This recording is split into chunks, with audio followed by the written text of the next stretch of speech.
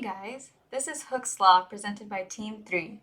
So most videos have a hook, but we thought it'd be too much of a stretch for this one. So what is Hooke's Law?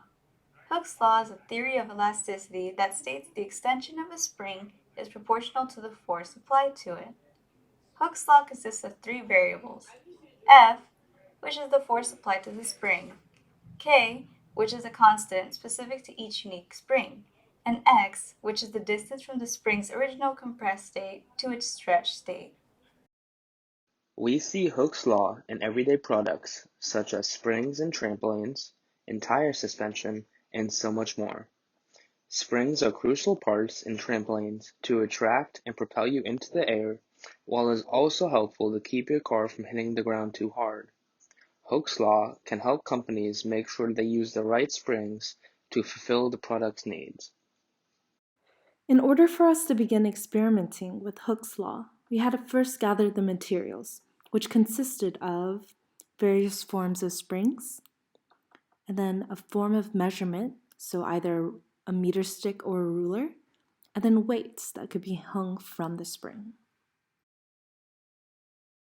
Our first experiment was to find the spring constant of 3 different springs by applying the same force to each and measuring the distance it traveled. This is necessary because we will need the spring constant in the next 2 experiments. We applied the force of 2.453 newtons to each spring, and we got different results for each spring.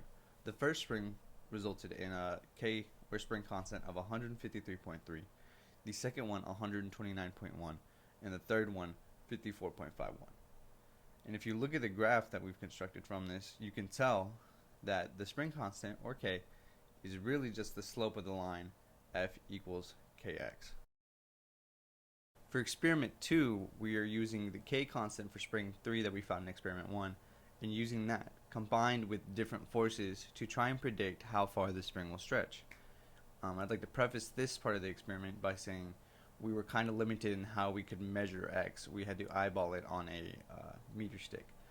For the first force we used, 1.962, we predicted it would stretch 3.6 centimeters, and it stretched 3.5 centimeters. We then applied a force of 1.472 newtons, and we predicted 2.7 centimeters, and we measured 2.6. And lastly, we did 0.981 newtons of force and predicted it would go 1.8, and it measured to 1.7. Like experiment 2, we wanted to be able to predict how much force was needed to stretch a spring a certain distance, x. I'd like to preface this part of the experiment by saying that we were kind of limited in the masses we had available on hand to create certain forces. The first distance we wanted to stretch was 1 centimeter, and it needed a mass of 55 grams, and we were able to produce that. And we measured a distance of 0.8, off by 0.2. The second distance was 2 centimeters. We needed 111 grams, we had 110, and we measured 1.9 centimeters. And the third distance was 3 centimeters, and we needed 166 grams, we had 165, and we produced 2.9. Relatively close for all 3.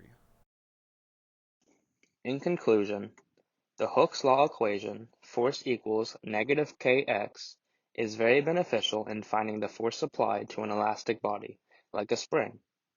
After watching this video, you can now simply calculate the force on a spring with only 2 variables, the mass of the weight and the K constant of the spring, which we found all 3 spring K constants in experiment 1. The heavier the weight applied to the spring, the more distance there is between the initial distance and the final distance. Our predictions using the formula match up to our experimental data, proving that the more weight applied to the spring, the more force there is. This allows us to find the force applied to a spring before even testing. This has been Hooke's Law, and thank you for watching.